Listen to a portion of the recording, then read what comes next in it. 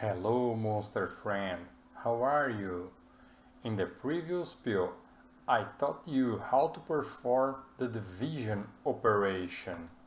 Now, I want to show you how to get the remainder of a division. Example 8. The widow of a millionaire wanted to divide the inheritance of 20 million of her deceased among the 3 children in equal and whole parts and keep the rest for herself. How much of was the worth won? Holy fortune, Robin would say. Notice the percent symbol. It has an important meaning here.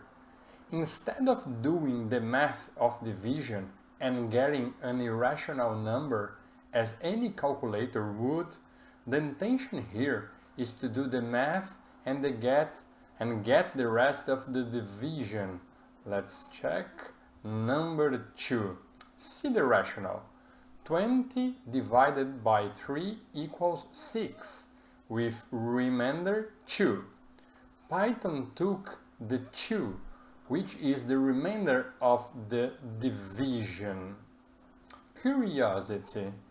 Analyze this account and try to understand why using 20 million instead of 20 in this case does not solve the problem. Well, that's it for now. I will see you on the next pill. Bye!